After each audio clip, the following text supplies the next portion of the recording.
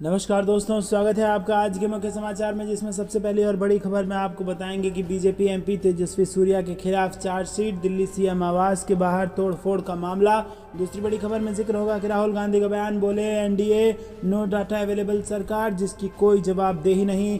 तीसरी बड़ी खबर में आपको बताएंगे कि अखिलेश यादव ने भाजपा पर लगाए गंभीर आरोप, बोले झूठे प्रचार के सहारे सत्ता में बने रहना चाहती है सरकार, नहीं रोकना चाहती बढ़ती महंगाई की मार। चौथी बड़ी खबर में जिक्र होगा दोस्तों बिहार का, जहां पर तेजस्वी यादव की ताजपोशी की शुरू है तैयारी। जगदानंद सिंह ने कहा कि नीतीश जी का आरजेडी में स्वागत है। और पांचवी बड़ी खबर में जिक्र होगा कि कांग्रेस ने स्मृति ईरानी को बताया झूठा, पवन खेड़ा ने ट्वीट कर याद दिलाई 4 महीने पुरानी बात। दोस्तों, हर एक खबर की गहराई में आपको ले जाएंगे, लेकिन उससे पहले वीडियो को कीजिए लाइक और लाल बटन को दबा के चैनल को सब्सक्राइब करके घंटी बजाकर कमेंट में लिखिए जय हिंद। दोस्तों, रुक करते हैं सबसे पहली और बड़ी खबर की तरफ। बीजेपी एमपी तेजस्वी सूर्या के खिलाफ चार्जशीट, दिल्ली सीएम आवास के बाहर तोड़फोड़ का मामला। जी हां दोस्तों, मुख्यमंत्री अरविंद केजरीवाल के आवास के बाहर तोड़फोड़ के मामले में दिल्ली पुलिस ने चार्जशीट दाखिल की है।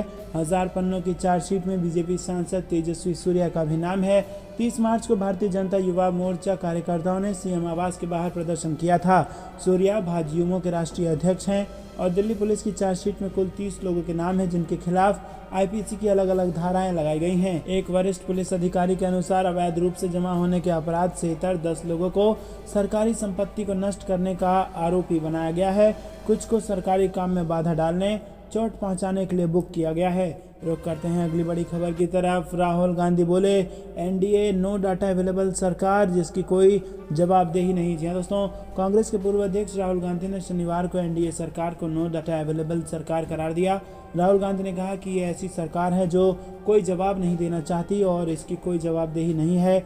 उन्होंने ट्विटर पर कहा कि नो डाटा अवेलेबल सरकार आपको विश्वास दिलाना चाहती है कि ऑक्सीजन की कमी से कोई नहीं मरा, कोई किसान विरोध प्रदर्शन में नहीं मरा, कोई प्रवासी नहीं मरा।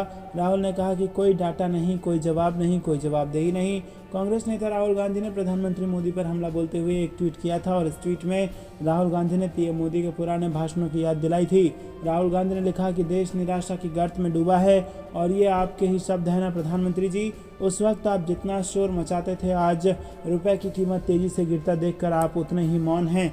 दोस्तों, रुक करते हैं अगली बड़ी खबर की तरफ। अखिलेश यादव ने भाजपा पर लगाए गंभीर आरोप, बोले झूठे प्रचार के सहारे सत्ता में रहना चाहती है सरकार, नहीं रोकना चाहती बढ़ती महंगाई की मार। जी हां दोस्तों, समाजवादी पार्टी के अध्यक्ष अखिलेश यादव ने कहा कि भाजपा सरकार भ्रष्टाचार और झूठे प्रचार के सहारे सत्ता में बना रहना चाहती है। बढ़ती महंगाई भाजपा रोकना ही नहीं चाहती।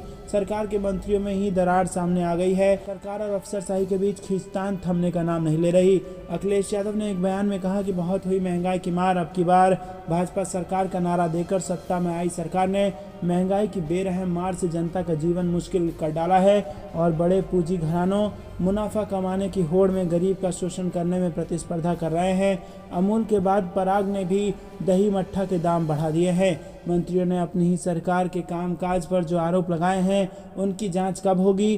भाजपा सरकार की जीरो टॉलरेंस का फायदा दबंग भ्रष्टाचारी उठा रहे हैं और इस तरह की सभी अवांछित करतूतों को झूठ से छुपाने का काम भाजपा सरकार कर रही है। महंगाई, भ्रष्टाचार, अन्याय करने वाली भाजपा सरकार से अब जनता तंग आ चुकी है। दोस्तों, रुक करते हैं अगली बड़ी खबर की तरफ। तेजस्वी यादव की ताजपोशी की तैयारी। जगदानंद सिंह ने कहा नीतीश जी का आरजेडी में है स्वागत। जी हाँ दोस्तों, आपको बता दें कि बिहार में बड़े सियासी उलटफेर होने के संकेत मिल रहे हैं। आरजेडी के बिहार प्रदेश अध्यक्ष जगदानंद सिंह ने एक बयान में प्रदेश की राजनीति में भूचाल ला दिया है। दोस्तों, ऐसे में उम्मीद जताई जा रही है कि आरजेडी अंदर खाने बिहार विधानसभा के नेता प्रतिपक्ष तेजस्वी यादव की ताजपोशी की तैयारी में जुटी है। दरअसल आरजेडी नेता जगदानंद सिंह ने बीजेपी और जेडीयू पर तंज कसते हुए कहा है कि जेडीयू और बीजेपी में एकता है कहाँ? एकता तो कभी भी नहीं थी। ये तो कुर्सी की लालच ने दोनों को एक जगह इकट्ठा करके रखा है। दोनों एक एक पैर के हैं और एक एक पैर से लंगड़े हैं। ये लोग किसी तरह से एकजुट होकर चलने का प्रयास करते हैं। ना जेडीयू दोनों पैर पर खड़ा हो सकता है और ना ही बीजेपी दोनों पैरों पर खड़ा हो सकती है। रुक करते हैं अगली बड़ी खबर की तरफ। कांग्रेस ने स्मृति ईरानी को बताया झूठा, पवन खेड़ा ने ट्वीट कर याद दिलाई 4 महीने पुरानी बात। जी हाँ दोस्तों, दरअसल दोस्तों आपको बता दें कि केंद्रीय मंत्री स्मृति ईरानी अपनी बेटी पर लगाए गए आरोपों को बेबुनियाद बताने के बाद कांग्रेस ने पलटवार किया है। कांग्रेस पार्टी के नेता पवन खेड़ा ने ट्वीट करते हुए ईरानी को 4 महीने पहले पुरानी बात याद दिलाई। कांग्रेस नेता ने स्मृति ईरानी को झूठा कहा और उन्होंने तंज कसते हुए कहा कि कौन सी स्मृति ईरानी झूठ बोल रही हैं, 4 महीने पहले तो बेटी के रेस्टोरेंट की तारीफ की थी। कांग्रेस पार्टी ने केंद्रीय मंत्री स्मृति ईरानी पर हमला बोला। पार्टी के वरिष्ठ नेता पवन खेड़ा ने ट्वीट किया और स्मृति ईरानी को झूठा कहा। उन्होंने एक वेब पोर्टल की खबर को शेयर करते हुए लिखा कि 4 महीने पहले तो आपने अपनी बेटी के रेस्टोरेंट को लेकर तारीफ की थी और आज आप कह रही हैं कि आपकी बेटी का कोई रेस्टोरेंट ही नहीं है। पवन खेड़ा ने ट्वीट किया कि कौन सी स्मृति ईरानी झूठ बोल रही हैं, वो जिन्होंने अपनी बेटी की रेस्टोरेंट की तारीफ की थी या वो जो कह रही हैं कि उनकी कोई रेस्टोरेंट ही नहीं है। दोस्तों ट्वीट करके घेरा गया है। रुक करते हैं अगली बड़ी खबर की तरफ, जो कि बिहार से आ रही है, जहां पर आपको बता दें कि आतंकी मॉड्यूल को खड़ा करने की साजिश रचती है बीजेपी। कांग्रेस ने पीएफआई पर जगदानंद के बयान का किया है समर्थन। जी हाँ दोस्तों, आरजेडी के प्रदेश अध्यक्ष जगदानंद सिंह ने पीएफआई का समर्थन करते हुए हिंदुओं और राष्ट्रीय स्वयंसेवक संघ के लोगों को आतंकी बता दिया है। जगदानंद सिंह का कहना है कि देश में जो भी बड़ी आतंकी घटनाएं हुई है उसमें हिंदू और आरएसएस के लोग शामिल हैं। दरअसल उनका ये बयान बिहार में आतंकी मॉड्यूल के खुलासे के दौरान हुई गिरफ्तारी पर पूछे गए सवाल पर आया। जगदानंद सिंह के बयान का बिहार कांग्रेस ने भी समर्थन किया है।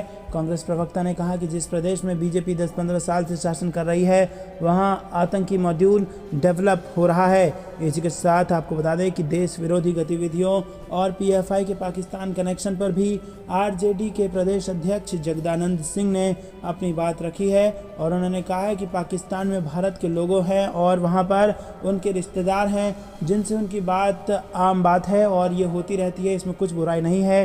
जगदानंद सिंह ने अपने बयान में सुरक्षा एजेंसियों पर सवाल उठाते हुए कहा कि सुरक्षा एजेंसी ये बताए कि वो कौन सी ऐसी बातचीत पकड़ ली है उन्होंने जिससे आतंकी गतिविधि साबित हो रही हो। उन्होंने कहा कि ये बताएं कि भारत से पाकिस्तान में हुई बातचीत किस लिहाज से देश के खिलाफ है। तो दोस्तों पाकिस्तान के कुछ लोगों से जो बातचीत हो रही है, सुरक्षा एजेंसी ये बताए कि आखिरकार क्या बातचीत हुई है जो आतंकवादी बातचीत कहलाने के लायक है या देश विरोधी बातचीत कहलाने के लायक है।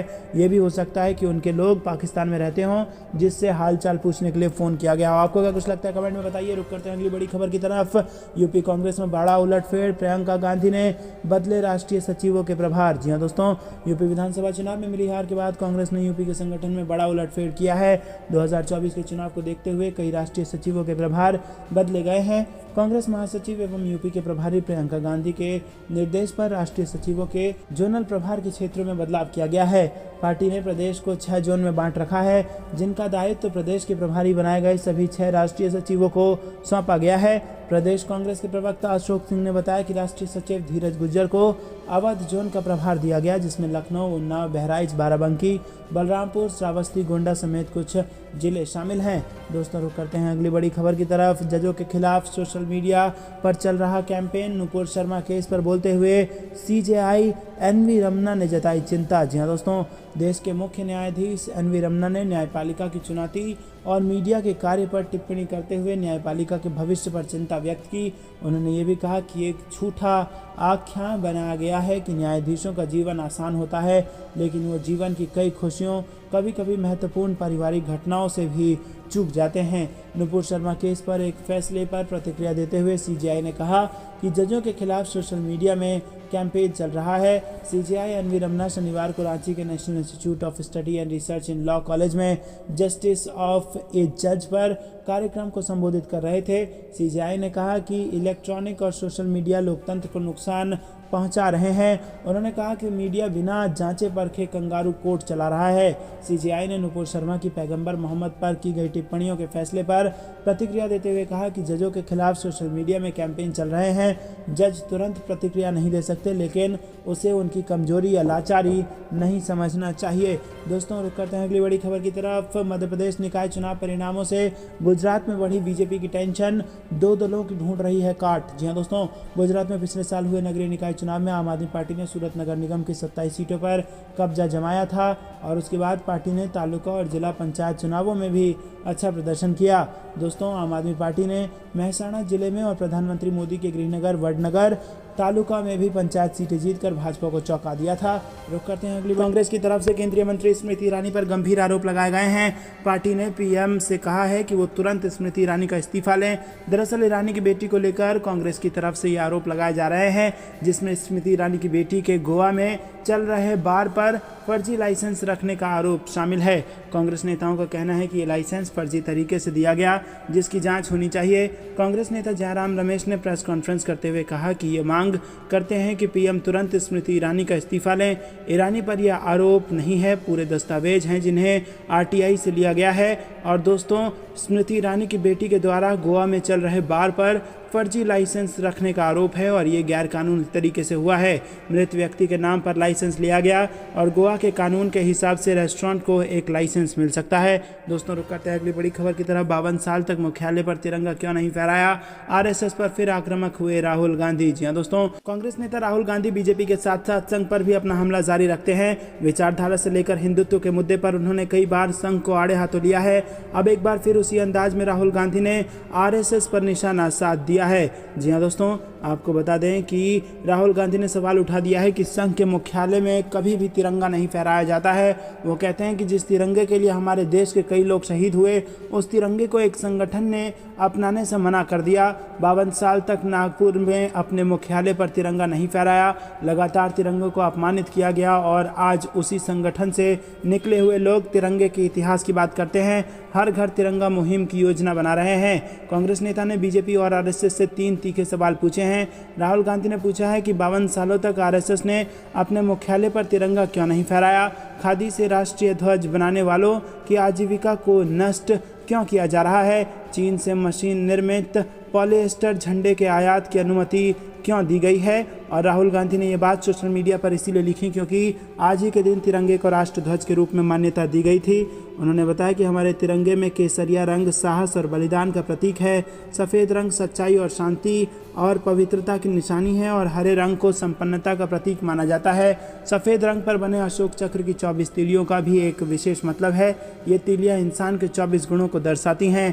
तिरंगे से जुड़ी एक अहम बात यह भी है कि तिरंगा हमेशा कॉटन, सिल्क या फिर खादी का ही होना चाहिए। दोस्तों, रुक करते हैं अगली बड़ी खबर की तरफ। एक बार फिर गांधी के सहारे कांग्रेस चौपाल के जरिए बताएगी रीति और नीति। जी हां दोस्तों, मध्य प्रदेश में नगरीय निकाय चुनाव 2022 के परिणामों ने बीजेपी और कांग्रेस दोनों ही दलों की टेंशन बढ़ा दी है।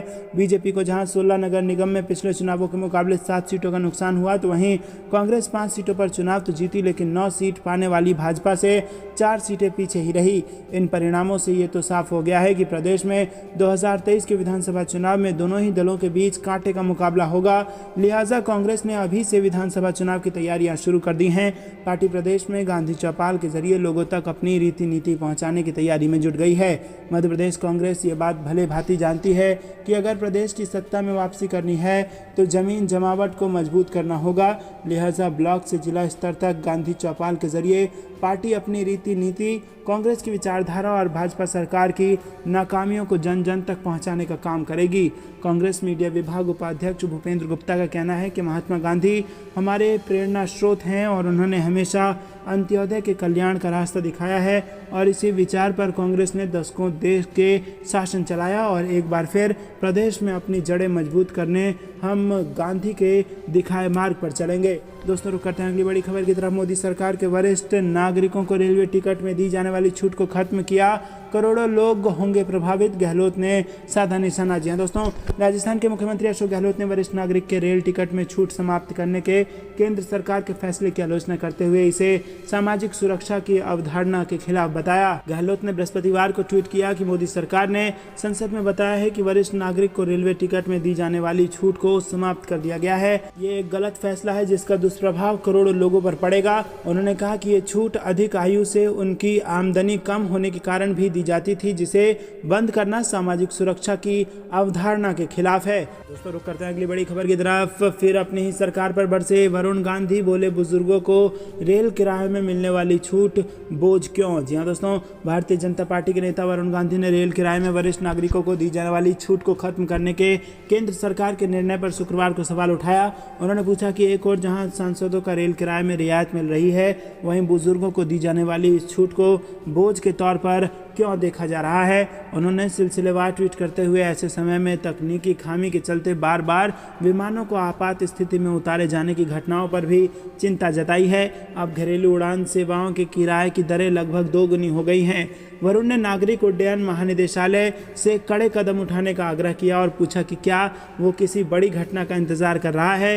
भाजपा नेता ने कहा कि पिछले 2 महीने में 17 से ज़्यादा उड़ानें प्रभावित हुई हैं, जो बहुत चिंताजनक हैं। वरिष्ठ नागरिकों के लिए रियायत खत्म करने के रेल मंत्रालय के फैसले को वरुण गांधी ने दुर्भाग्यपूर्ण बताया और सरकार से इस पर पुनर्विचार करने का अनुरोध किया। उन्होंने कहा कि अपने ही लोगों को उनके जीवन के इस मोड़ पर अकेला छोड़ देने का फैसला असंवेदनशील है और रेल मंत्री अश्विनी वैष्णव ने हाल ही में संसद को सूचित किया था कि यात्रियों को रियायतें देने से रेलवे पर भारी बोझ पड़ता है। उन्होंने सभी श्रेणियों में ये सुविधा बहाल करने से इनकार कर दिया था। महिला वरिष्ठ नागरिक को सभी श्रेणी के रेल किराए में 50% की छूट मिलती थी। दोस्तों, रुक करते हैं अगली बड़ी खबर की तरफ। सुप्रीम कोर्ट ने दी आजम खान को बड़ी राहत, जिला प्रशासन को गौहर यूनिवर्सिटी को छोड़ने के दिए आदेश। जी हाँ दोस्तों, आपको बता दें कि समाजवादी पार्टी के विधायक आजम खान पर लगाई गई जमानत शर्तों से जुड़े इलाहाबाद हाईकोर्ट के आदेश के आंशिक हिस्से को सुप्रीम कोर्ट ने शुक्रवार को खारिज कर दिया। आदेश के इस हिस्से में रामपुर के जिलाधिकारी को जवाहर विश्वविद्यालय परिसर से जुड़ी जमीन पर कब्जा लेने का निर्देश दिया गया था। जस्टिस AM खानविलकर और जस्टिस JB पार्डीवाला की पीठ ने आजम की अन्य जमानत शर्तों को बरकरार रखा और पीठ ने कहा कि ये एक और ऐसा मामला है जिसमें हमने पाया कि हाई कोर्ट ने ऐसे मामले का जिक्र किया है जो आरोपित के विरुद्ध दर्ज अपराध से जुड़े जमानत आवेदन पर विचार से संबंधित नहीं है। दोस्तों, रुक करते हैं अगली बड़ी खबर की तरफ। सूखे से धान की खेती पर बुरा असर, काम नहीं मिलने से मजदूरों का पलायन शुरू। जी दोस्तों, बिहार के कई जिलों में मानसून सीजन सामान्य से कम बारिश होने से सूखे के हालात पैदा हो गए हैं। धान समेत अन्य खरीफ फसलों की खेती पर इसका बुरा असर पड़ रहा है।